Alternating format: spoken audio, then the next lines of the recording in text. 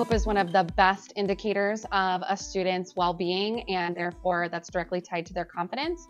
One of the ways that we specifically do this in English class is by trying to provide explicit instruction on how students can have hope in building their confidence through goals, pathways, and agency. And so we have provided our students Socratic expectations and experiences that have allowed them to build those goals, pathways, and agency. Through the unit, we're also doing like baby steps and building towards a larger Socratic seminar.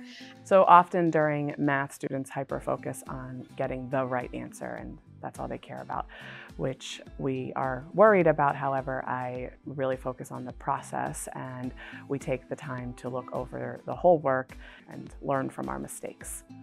And then we also do the same thing in the writing process as well. So they're not just talking and listening, but they're also taking baby steps in the writing process to, again, foster that confidence. An important part of building confidence in the language classroom is creating a safe space for students to make mistakes by celebrating progress over perfection. The thematical connection is that we're trying to foster in these kids this idea of embracing the messiness of life and promoting this, it's okay to be vulnerable and it's okay to make mistakes, because that, again, helps them feel confident in doing these things if they can be forgiven for these things.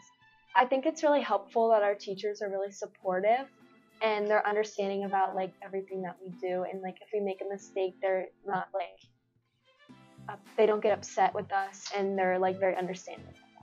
By correcting our mistakes, we're fostering confidence in the fact that mistakes are okay, and in the fact that we'll always have the opportunity to correct them. So where we start is not the goal, where we end is the goal.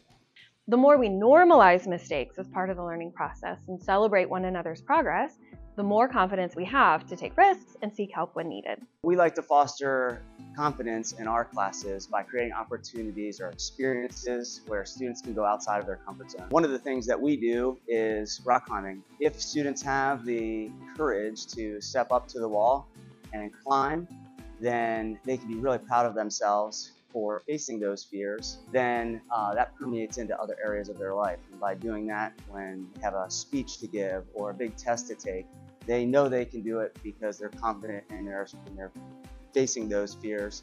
I came from a different country. This is actually my first time studying in a different country. But my confidence grew because the teachers, my classmates, and the people around here treated me nicely. And I think that made my confidence grow. And the teachers are actually very approachable, because if you need help, they are willing to help. They are happy to help you. We, as teachers, we try to be vulnerable in front of our students. We try to, like, when we make mistakes, own up to them and say, hey, look, this is what happened, it's okay. And we model that for them. And if we're doing that for them, then they feel like they have permission to do those things as well. I think definitely being surrounded by peers and teachers and who like support me and like help me grow as a person. A lot of that comes in their self-confidence and just volunteering answers, right? Having the confidence to raise their hand and in front of their peers make a mistake that could potentially be seen as embarrassing. Once we foster a more collaborative community within the classroom, then we can encourage further collaboration in group projects and group work and discussions, get to know each other better. Like stepping outside of my comfort zone, but knowing that my peers are the same age as me, so I'm not as nervous. Like if we had like upperclassmen in our classes, I think it would could be more nerve-wracking for our first year of high school, and I think it's just easier like we have our peers that are the same age as us. And ultimately really bring that instructional method up to a point where students can then grow and become more who they see themselves as, who they want to be. I'd say it's definitely grown. I feel like I can be more myself. Like I can dress the way I want to. I can just be the way I want to around anybody. I finally accepted myself more. Being in high school and being older, I think I learned to accept myself, including myself with everyone else as a full group, instead of sectioning myself out as an odd one out.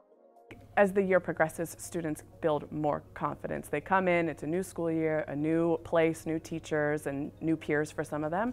So they are hesitant for the first maybe marking period, and then as they become more comfortable with their teachers and the atmosphere, their confidence certainly grows. I think definitely because it's the combination of both middle schools and seeing like my entire grade come together. I've learned that like we're all people, and like to put aside social standings, like popularity and all that type of stuff, and just like I think I've grown more confident because I've come to accept that like we're all people and social standing does not matter.